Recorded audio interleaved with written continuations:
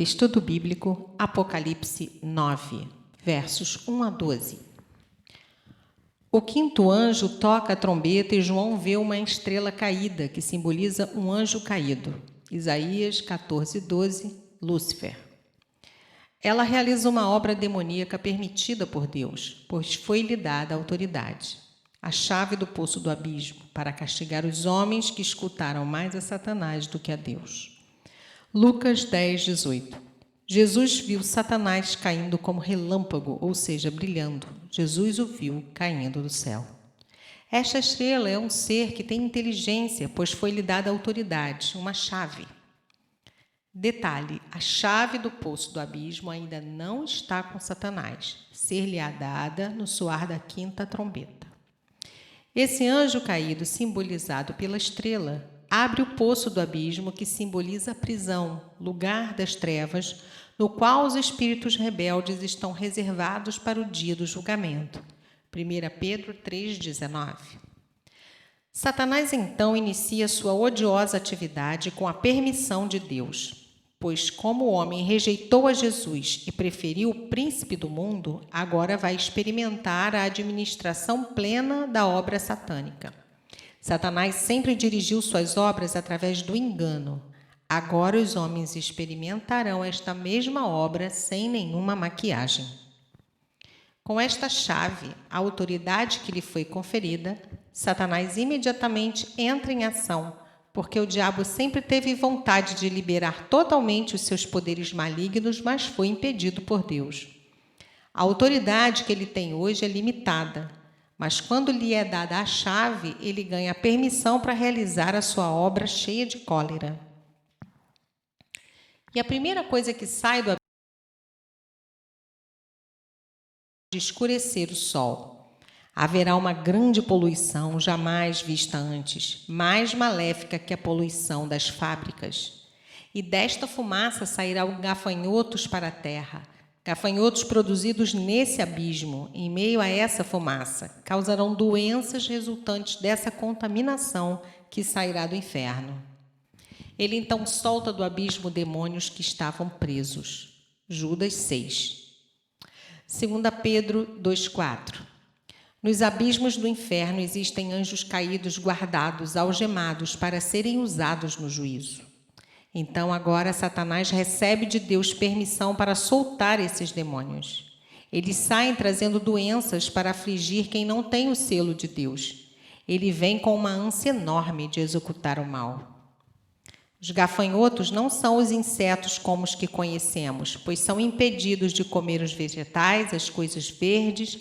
São seres espirituais, demônios. Embora a aparência destes gafanhotos seja horripilante, e João viu como eles são, porque estava em espírito, o efeito do trabalho deles é pleno e claro, atormentar os ímpios por 5 meses. Quando aceitamos Jesus como Senhor, somos marcados com o selo do Espírito Santo, selo de propriedade de Jesus Cristo, e este selo é visto pelos demônios que são seres espirituais. 1 João 5,18. Êxodo 10, 13 a 15. Os gafanhotos das pragas devoraram as ervas da terra e todos os frutos, não deixando nada verde na terra do Egito. Esses eram gafanhotos, insetos, animais. Mas os gafanhotos de Apocalipse são espirituais, são demônios. Eles também escurecem o sol, mas não comem nenhuma folha. Eles só atacam seres humanos que não têm o selo do Deus vivo. Eles não podem matar, mas têm o poder de atormentar de tal forma que as pessoas preferem morrer, mas não conseguem, porque a morte ainda não foi ordenada por Deus. Mas a dor será tão intensa que é comparada à dor da ferroada de um escorpião, a qual é considerada a dor mais forte que existe. Estes gafanhotos tinham um rei, Abaddon, hebraico, e Apolion, grego, significando que atormentarão tanto judeus como gentios. Esses nomes significam destruidor, é o aniquilador. Deus ainda está dando oportunidade ao arrependimento, pois a humanidade vai ver que os crentes não serão atingidos. Isso é mais uma chamada de Deus para que os ímpios se arrependam. Apocalipse 9, 13 a 21. Sexta trombeta. João ouve o aviso vindo do altar de Deus. A ordem agora é morte para 1/3 da humanidade e ainda tem o objetivo de trazer o restante dos homens ao arrependimento. Sobre o rio Eufrates, Gênesis 2, 10 a 14. Este rio tem 4 braços. O 4º braço é o rio Eufrates. Nas margens desse rio existiam cidades grandes e famosas do mundo antigo, como a Babilônia, Ur dos caldeus. E no noroeste desse rio era o limite da Terra Prometida e o limite oriental do Império Romano. O rio Eufrates tem sido considerado o limite da linha de separação entre o Oriente e o Ocidente. A morte para 1/3 da humanidade vem do grande rio Eufrates. Este rio protege como fronteira o povo de Israel e tem grande significado profético, porque foi lá, junto ao rio Eufrates, que Deus formou Adão e Eva, que Deus os visitava, e foi lá que Satanás fez o seu primeiro ataque no Éden, a primeira desobediência, o primeiro afastamento de Deus. Foi também junto ao Eufrates que Caim matou Abel. Portanto, ele é o grande rio. E agora são soltos os 4 anjos que estavam atados junto ao rio Eufrates para guerrearem invisivelmente contra 1/3 da humanidade. Esses demônios específicos estão presos esperando a hora de entrar em ação.